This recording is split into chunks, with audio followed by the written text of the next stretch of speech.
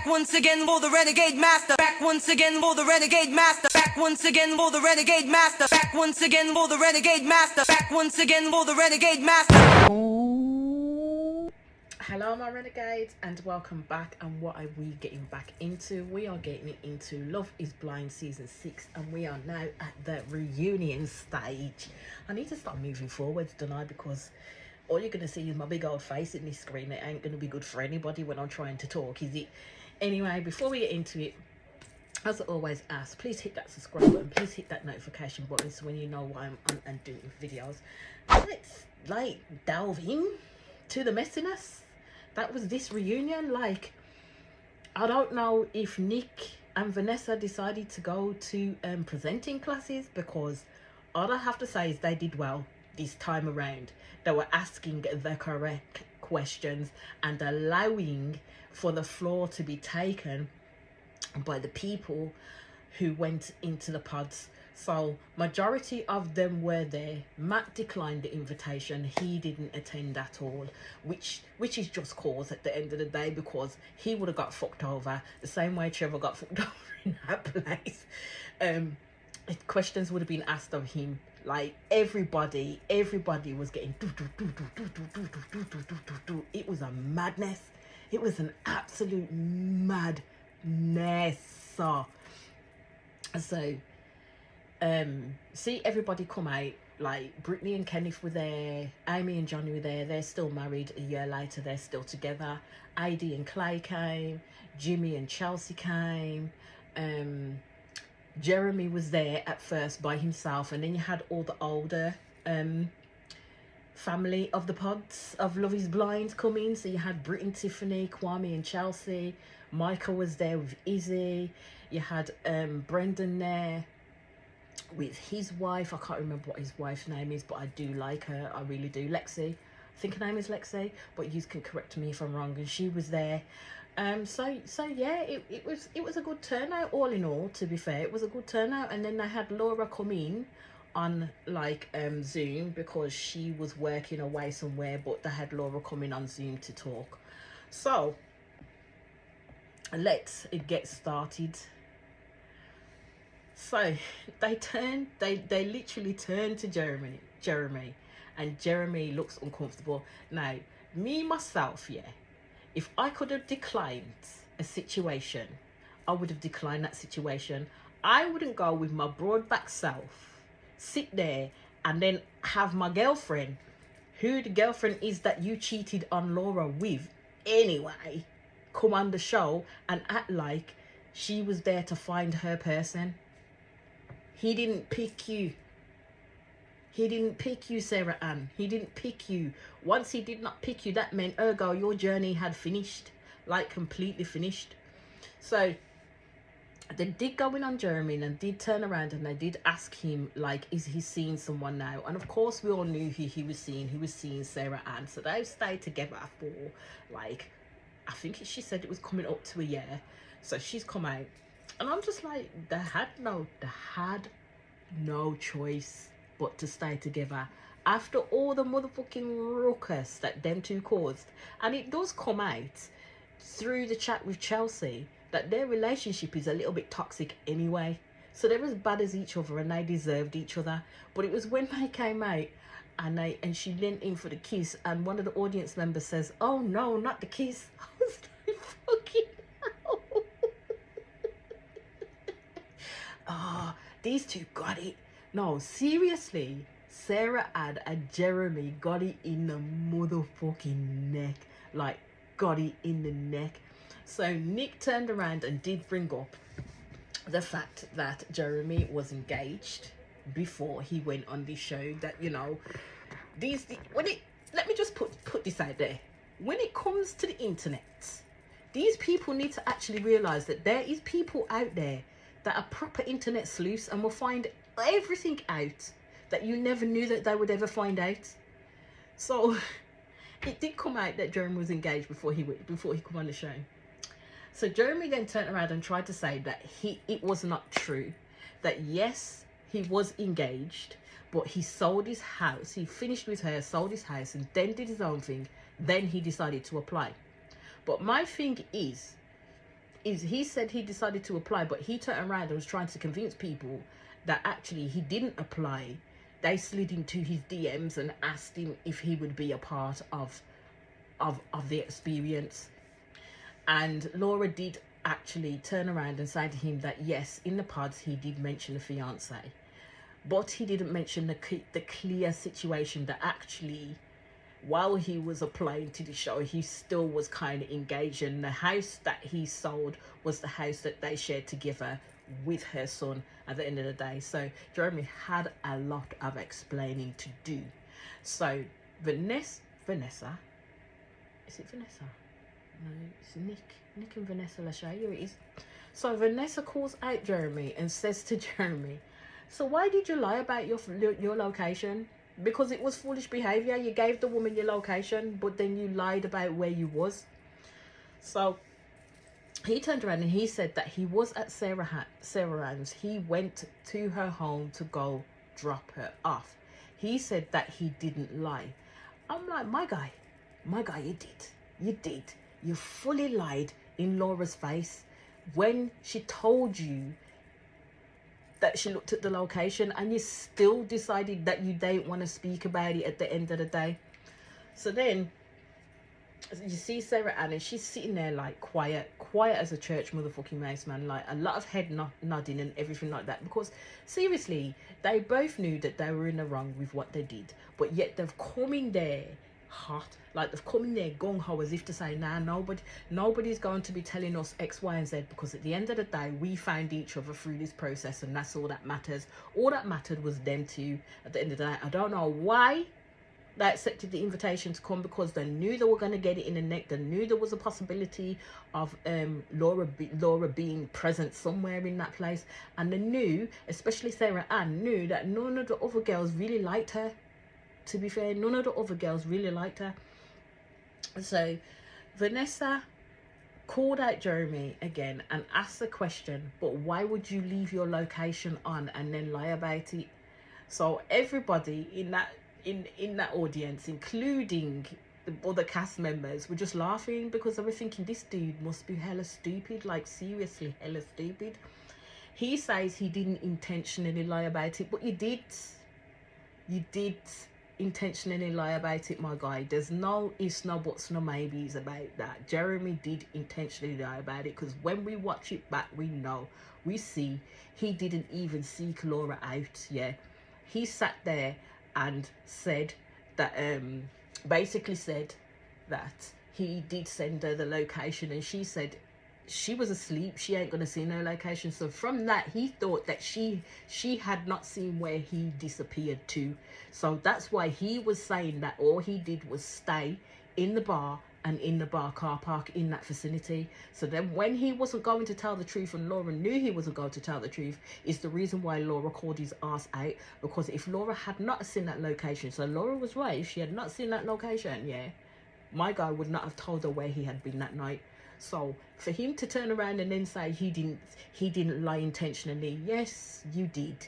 You calculated exactly what excuse you was gonna tell this girl, and if she hadn't seen where you disappeared to, you weren't gonna say shit at the end of the day. That's how I see.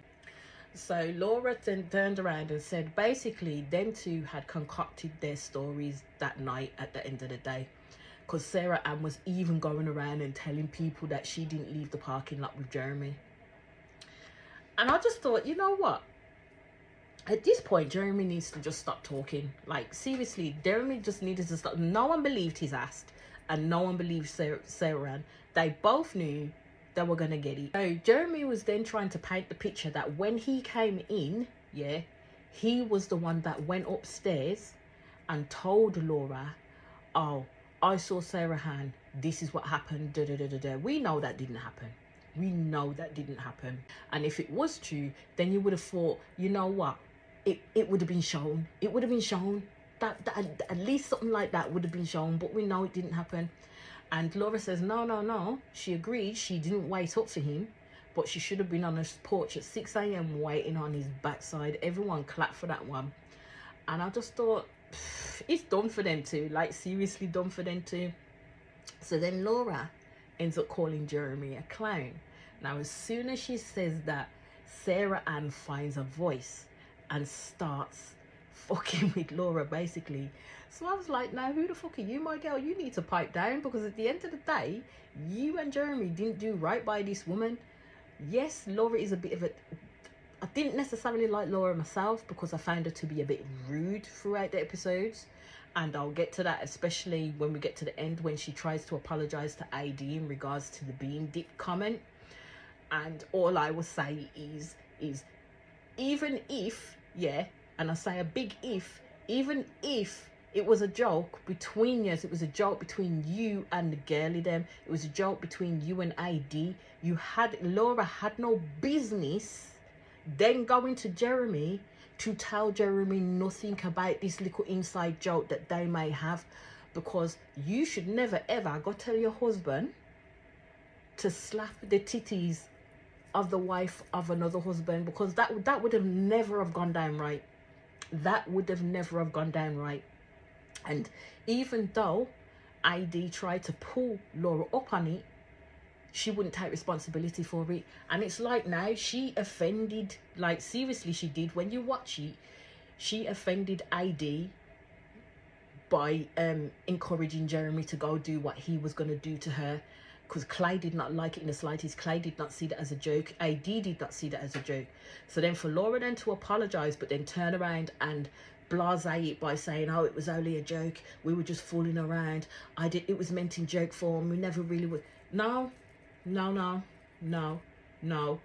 The answer for Laura should have been, I just want to turn around and I just want to say to AD and to Clay, I sincerely apologise for telling my then partner at that time to slap you on your breast, because that was not what I should have done in the slightest. Where it should have been kept was between us two, because I wouldn't have wanted anybody to commit any type of violence upon AD's body. That's what she should have said, not pass it off as a joke, because even ID wasn't really taking her apology. Yes, ID did stand up and try defending Laura in regards to the situation that was coming up and happening with Sarah Ann between them and Jeremy. But at the end of the day, all I would say, it was Laura's, Jeremy's and Sarah Ann's fight at that point in time, and everybody else should have just really just kept out of it. Don't put their 2 pence worth in, just kept straight out of it, because we all know what we saw. It was for them to deal with. So during the course of that whole conversation, Laura did mention the fact that Sarah Ann had told people that Jeremy was going to break up with her on the same night the same day he'd spent all day with her family. She'd opened up her family. She took getting married serious. She was going to get married to this man, basically. Jeremy looked like he was 10 inches away from blarting across the place, because his eyes went hella red. So Jeremy and Sarah Ann were shaking their heads at that no, that's not true. Sarah Ann hadn't said that, but she did say that. She said it to AD in their chat by the lake house. Sarah Ann is very fickle. She doesn't remember from what she says from one thing to the next. When AD pulled her up in regards to her behaviour and what was going on with Jeremy and her text message, and the fact that she's met, out of Sarah Ann's mouth, she said to AD that Jeremy said that he was going to end things with Laura because she didn't want to be part of a triangle.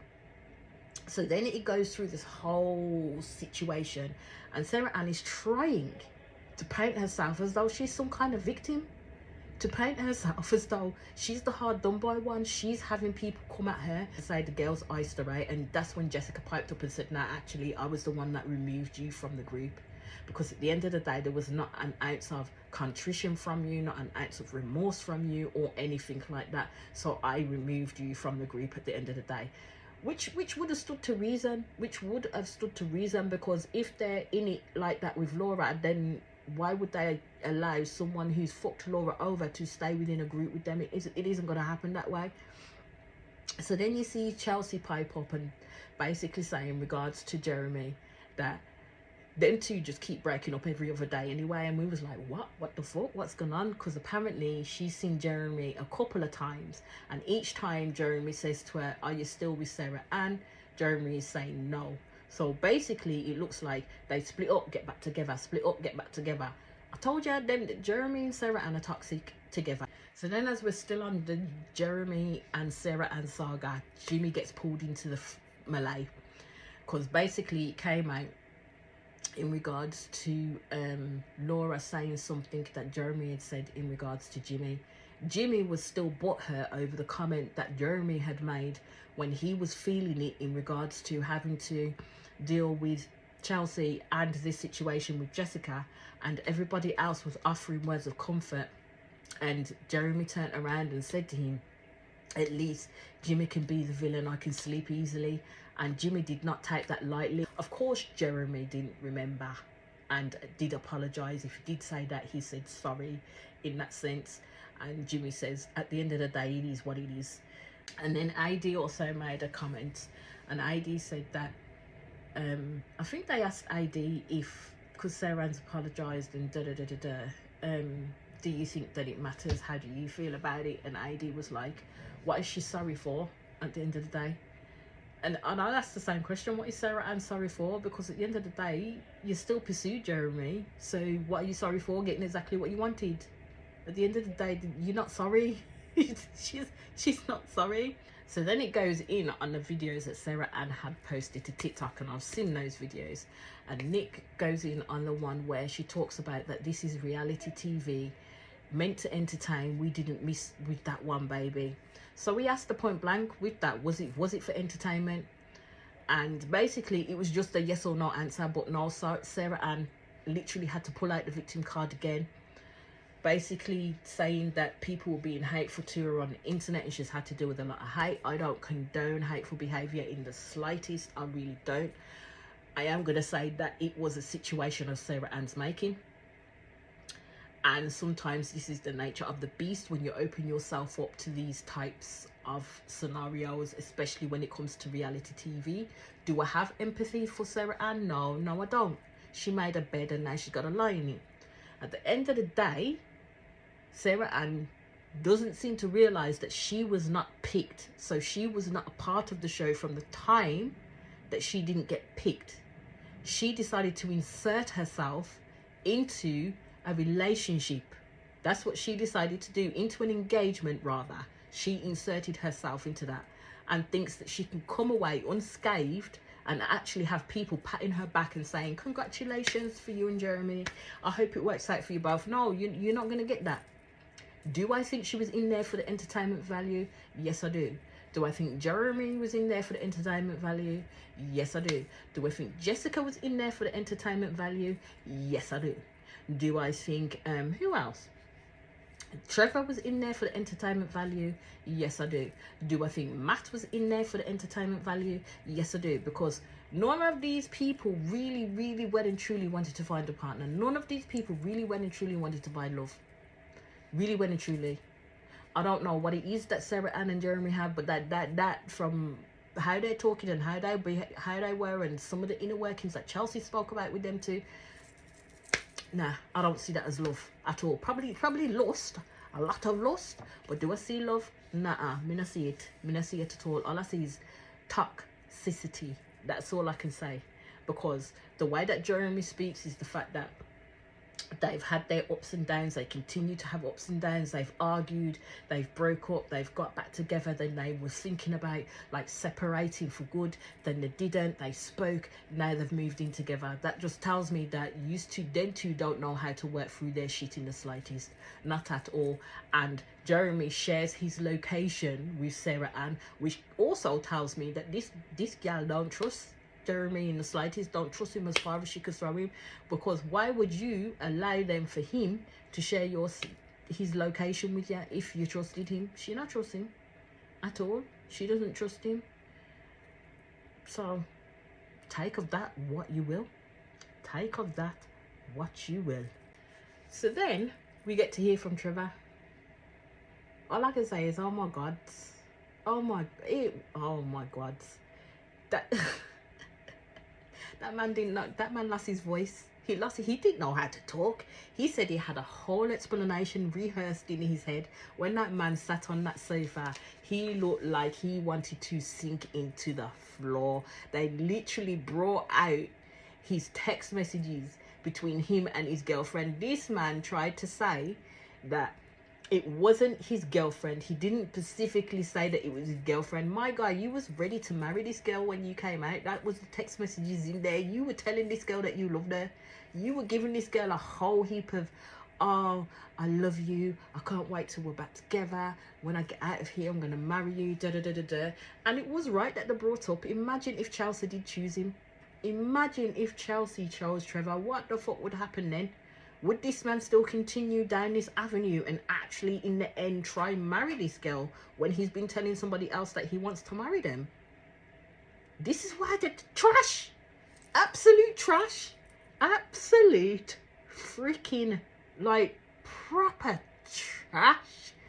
So you could see Chelsea's reactions throughout all of that, and she was not happy in the slightest with the shit that was coming out. Everybody was just looking at him as if to say, what the like, really, my guy? Really, my guy? Is that what you was doing? And then the fact that Jeremy rubbed this man's back to give him comfort. No, my guy.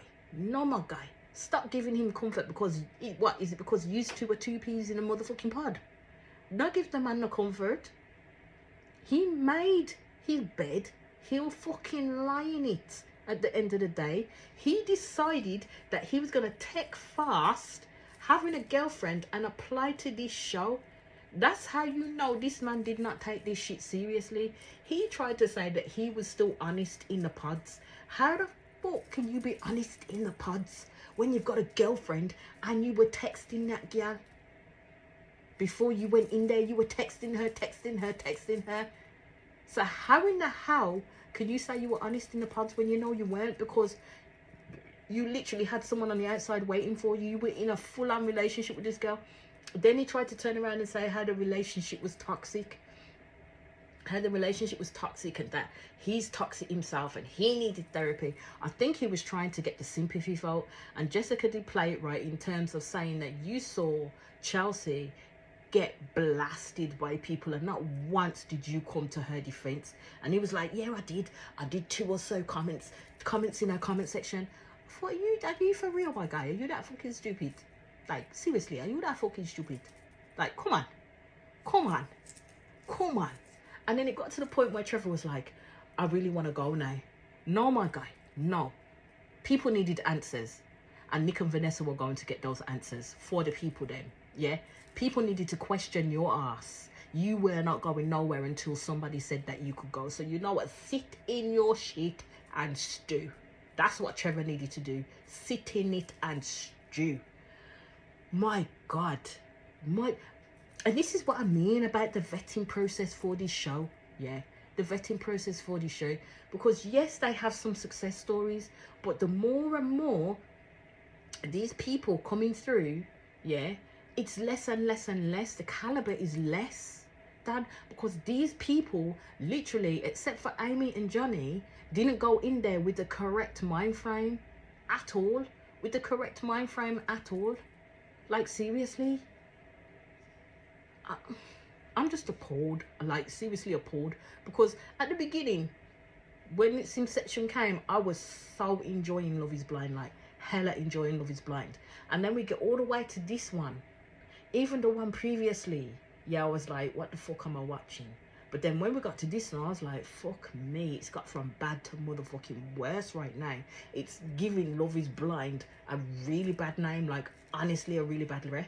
That's how I'm seeing it. Because these people have come in there looking for fame and motherfucking fortune instead of love and longevity and a marriage that will last, which is the premise of the show. Yeah.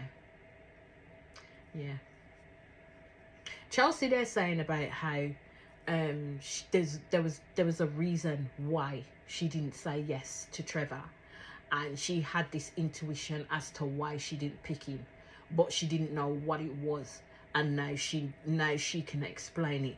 I thought, my girl, you're full of shit. You're full of shit. You didn't have no intuition about Trevor, because guaranteed if Jimmy had picked Jessica, you would have tried to get your gung-ho marriage on with Trevor. So not tell no lie. That was the freaking universe working in your favour to say, nah, this man's not a good one for you. So let me put you in the path of this one. That's what that was. That was the universe working in your favor, because Lord knows, if Jessica, if Jimmy had picked Jessica, she would have picked Trevor. So then we get to AD and Clay, and basically AD is saying that it was a lot of weeks after the wedding before she ended up speaking to Clay again, because she was not in a good place at all. So Clay turns around and said that he needed to come from a level of respect and that he shouldn't reach out automatically. But wasn't Clay the one that literally went to her straight after he said no at the wedding to try and make this girl his girlfriend? So where was that level of respect at that point? Because there was none, because he thought that he could say no at that altar and AD would not stay true to her word, and he could go to her and make a girlfriend out of her instead of a wife. Yeah. So basically it turned around that Clay had called AD first, and she says watching the wedding back was tough, and she still talked about the love that she has for Clay. It wasn't in past tense, it was in present tense, so you know that she's still feeling this man. We all know, and we've seen the videos where she was in Clay's company around about Christmas time, so we know that they were in each other's company, but we don't know necessarily if they were dating, because don't forget, this reunion is done a year later. So basically Clay is saying that watching it back, he felt like the biggest dick. I was like, you lie, because my man, you did a freaking TikTok. He did a freaking TikTok showing that he didn't really give a fuck about what people said. He really didn't give a fuck about saying no at the altar for AD. Like, seriously, he didn't. So I don't believe what comes out of this man's mouth. I really don't believe what comes out of this man's mouth. I think he thinks it in his head, then says it out of his mouth, and he thinks he's spinning a good yarn in terms of making himself look better.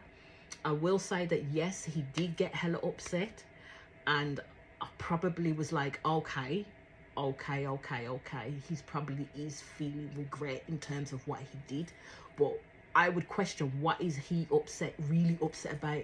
What is he really feeling regret about? Is it the fact that he let a good woman go in AD, or is it really the fact that he may have spoiled his image by going on this show? That's the only two things we can think about. That's the only two things that's coming to mind for me. Like, he turned around and he did say that he spoke to her mum afterwards and he's apologized to the family and felt that, you know, he disrespected her family. But I would say on the flip side though, to be fair to Clay, he did show consistent signs that he was not ready for marriage. He showed those signs, but AD chose to ignore those signs. So then Nick asked him if he would have done things differently. And I just thought at that point, if my man says anything more about family difficulties, I'm liable to scream. Like, seriously, we know, we get it, Clay. We know your father cheated and everything else. We know. But he says the biggest thing that he struggled with was getting out of his own way. And he then talks about again what AD did for him. And I'm like, okay, so if this woman did all of this for you, yeah, when you said you struggled getting with your own way and she propped you up, she did X, Y, Z, why didn't you say yes to her? Why didn't you say yes to her? Because this man didn't want to get married. He wasn't ready for marriage. He knew this going in. He was not ready for marriage. He knew it. So like all the others did where they cut and left early, he should have done that too, but he chose not to. He chose to literally wring the shit out, like seriously wring the shit out. So he's playing the angle as well that he believed he didn't deserve love or marriage. And as again, I would say if he struggled that much, he should have left. That's how I'm seeing it. If you were struggling that much, you should have left, rather than getting up on a public stage to embarrass the gal in front of you. You should have left before that. So he's turned around and he said that AD is the love of his life, and she closes her eyes and gets hella like emotional by that. And all I can say is this man can talk a really good game. Like, this man can really talk a really good game because everybody's now feeling that sympathy and empathy for him now. Me, I don't know where my feelings lie when it comes to Clay. Like, seriously, I don't sing too much when it comes to Clay, so I don't know where my feelings lie with him. Clay said he accessed therapy, and I was like, my God, smack my ass and call it thunder. Clay has gone to therapy. All I can say is I hope this man puts it into action and it's not all talk at this point. But then he let it down by saying that he went to different therapists. He went to different therapists and tried to find one that fit, but didn't necessarily say he'd done the work on himself, even though he was saying he was doing the work within that year. So, in essence, I don't think Clay's gone to therapy either. I really don't. I think he tried out, probably did what he said and tried out different therapies to see which one would fit.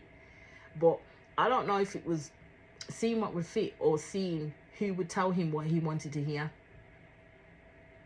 So he apologized to AD and said that she is the love of his life and it was a mistake. And you could tell that AD felt that in her bones. But all I will say is when it comes to AD's reactions, yeah, it's like times it by 10. She creates a whole drama in her reactions because it's like that. I'm sorry to laugh, but that's how I saw it. That is literally how I saw it. It took AD back to falling for Clay for the first time, and knowing that she could be everything that he needed. She could have been everything that he needed, but he was in that space to accept what she was giving at that point in time. So they asked AD if she would date him again. She played around, she looked at him coyly and laughed and then said, next question. And I'm kind of thinking, but ain't they dating anyway? But that's I don't know if that's been confirmed yet. So if anybody knows, if anybody's seen any confirmation that they are dating, continue to date, they're finished, let me know in the comments. So they asked the same question of Clay and he said 1,000%. Of course 1,000% he wants to date AD. Look how much AD gave to him. Look how much AD fulfilled for him. Like, seriously. Look how much he got away with AD. Because this man wanted a girlfriend, not a wife, at the end of the day. So AD did call him out. And I like the fact that she did call him out. Because, my God, girl, it was about motherfucking time. I mean, you should have called that dude out from when he started to open up his negative and antsy ass in front of your face, and you took none of those signs and you kept going with it. But anyway, she said, low-key, no disrespect, but you played in my fucking face as you knew you didn't want to get married. No, and again, where was this fire before, AD? Where was this fire before? So Clay turned around and said, that's not true. So AD put him on the spot and said, okay, if that's not true, then why are we not married? AD came in hot. I was waiting for Clay's response. So Clay turned around and said he wanted to say yes and thought, this is my wife.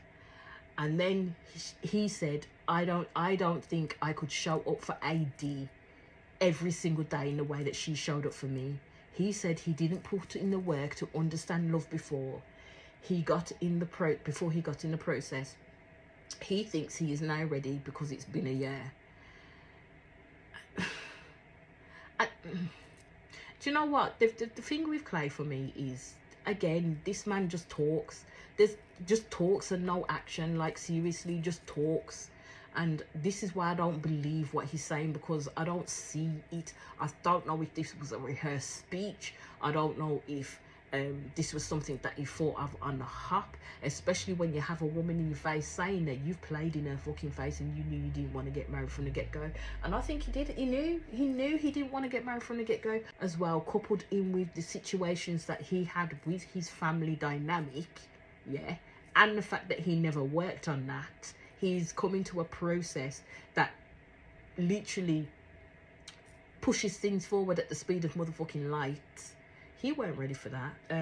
I think Clay got a little bit upset. He did get a little bit upset and turned around and said that people had started diagnosing him as this red flag guy. So this is why I'm saying, when the point that he got upset is when he started off with that comment. And then that's why in my brain I'm like, was it genuine feelings of hurt for AD, or was it because people just did not like you, like what they saw? Was it because your image was a little bit tainted for people who was watching what they saw, that you now are trying to claw this shit back? I might be a pessimist, but this is how I'm thinking right now, because he ain't showing me anything through any of those episodes that would make me believe that he can be on it, he can be genuine, like seriously, unless it's to those that really are close to him, know and love him. By AD hearing a conversation between Clay's parents, and AD turned around and said that hearing the conversation between his parents, she knew there was nothing else that she could do, and that she didn't want to be Clay's mom in that story. But I thought, my love, you said yes at that altar. You said yes at that altar, because no matter what happens, yeah, you would have got to see the playback of this. You would have got to see the playback of this. So for her to say that is null and void, because she said yes at that altar. Because if Clay had said yes, you would essentially have become Clay's mom in that story. Like seriously, you would have done that. And even as you'd probably listen to what they said at that point in time, I don't think it would have clicked in your head the way it's clicking in your head now. So Clay did apologize to AD, and basically they did talk about Clay's dad and asked him, you know, because your mom turned around and said that your dad should apologize to you, has he done that? Clay just said that, you know, him and his dad have a good relationship and they have banter. His dad didn't apologize, but in his own way did. That's between them two. Like seriously, that's between them two. Oh, that man didn't apologize for nothing. And even Clay saying that he did it in his own way, no, because the same way that you don't accept responsibility for your behaviors is the same way that your dad don't accept responsibilities for his behavior. Because that short piece that we saw your dad, he literally wanted to blame his actions upon not having a father himself. So yeah, no. So Clay then starts bigging up Brett, and basically they wanted to know who he was talking about in regards to the fact that, you know, he'd watched some Love is Blind, and from the way that they were speaking and how they held themselves, they knew that this is what they wanted. Now the difference with Brett and Clay is Brett has gone through adverse childhood experiences, but Brett was at a stage where he actually wanted to literally have a life with someone else. He wanted to build something with someone else, and that person he's getting to build that life with is Tiffany, who is his equal in every way, shape or form, who he looks to, who he speaks to about everything. So Clay don't have that. Clay don't have that standing. He's not even there yet. Where Brett was, Clay was not there yet. Clay was not there yet. So it was good that Clay recognized that himself, that he was not there. But I think he needed to be a little bit more honest in the fact of how he was feeling about it when he did watch Brett back, and how Brett was being, because Brett weren't just like, you know, just using words. Brett was being honest and intentional in the words that he did use, especially when he spoke to Tiffany and how he spoke about Tiffany. Clay don't do that to Amy and Johnny. And of course, they're getting on well. They look back on their first year of marriage and everything that they've been getting up to. There's nothing really to hope. They're getting on really well with each other. They are having sex. Amy's not on birth control. Johnny did not get a vasectomy. So we'll see if there's patter of tiny feet soon enough for them too, because hopefully they'll be using condoms, because the question was asked of them, like, did you not hear about condoms? Like seriously. And Johnny did respond with that he was quite naive in the area of birth control and what was out there, and they both had to do research. And again, was this man just freeballing it with all the girls that he had been with? Because he said that they all said that they were on birth control, so he must have been freeballing it. That's all I'm going to say in that area. But they did look good together. So then the other couples had questions for like everybody else. I'm not going to go really into the questions, because at the end of the day, it wasn't really anything to write home about, except for the Jimmy and Chelsea scenario, where Chelsea called his friend out on national TV, basically in terms of them sleeping together, when he told her that in confidence. Now, everybody was trying to give Chelsea a bly. I'm sorry, I'm with Jimmy on this one, because if someone's told you something in confidence, how dare you throw it back in their face? Because that's what Chelsea did, and that's what they seem to forget. This was in the heat of an argument. This weren't Chelsea feeling, oh, woe betide, woe betide. This was Chelsea being insecure and pissed at the fact that Johnny had gone out, and then tried to, before she threw that information up, she tried to play Johnny like a wooden by saying that she knows he was out with he was out with Jessica within the Pod Girl group, knowing full well that Jessica was not there. So in order to get at him again is when she threw up the shit that she threw up, and that's what destroyed her relationship with this guy, because he felt he weren't able to tell her things after that because she broke his trust. She essentially broke his trust, and everybody seemed to forget that by saying, oh, you know, she was quite emotional, maybe that was something into regard to her insecurities as to why she needed to bring it down. Bullshit. She didn't have to throw that up, but she did. She was looking for the biggest ammunition to hurt this man because she felt hurt, and that's what she did, and that's what fucked her over. So no, I will not give Chelsea a blind that. It was said in confidence. You should have kept it to your motherfucking self at the end of the day.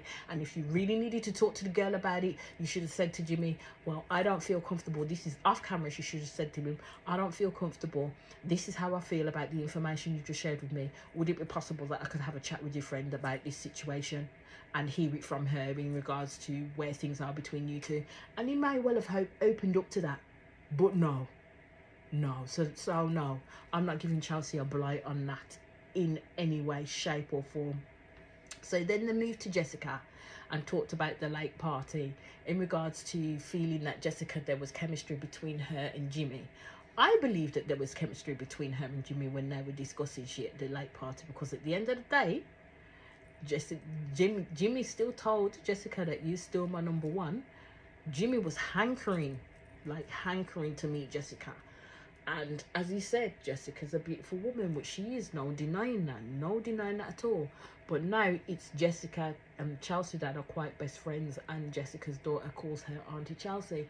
But when the conversation happened, especially when the little argument happened between Jessica and Jimmy, and the back and forth that happened between Jessica and Jimmy, Chelsea looked hella uncomfortable because Jimmy was sitting right next to her, and Jessica was over a little bit over the other end because she had, like, I think Vanessa and Nick in the middle.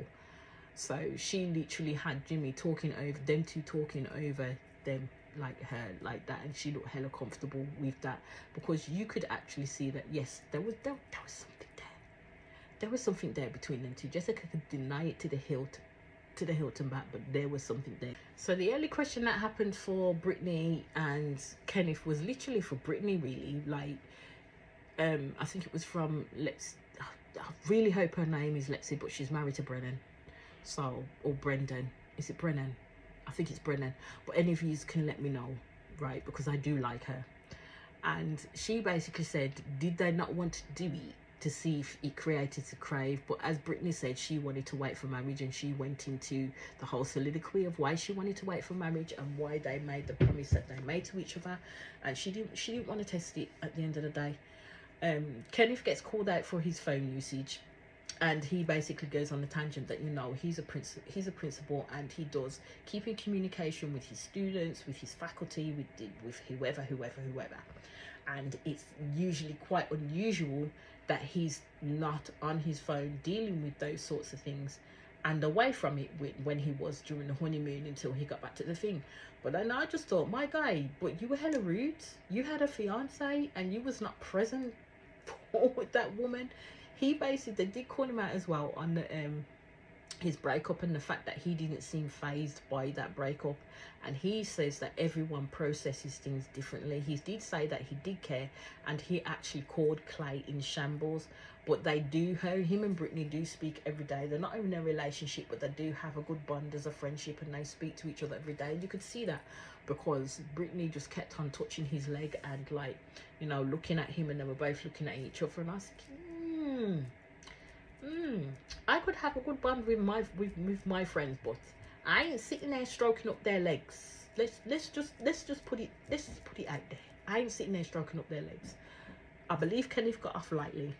As I said, Matthew declined the invitation, but they did show the clips between his dates with AD and his dates with Amber, and my man was playing them like a fiddle.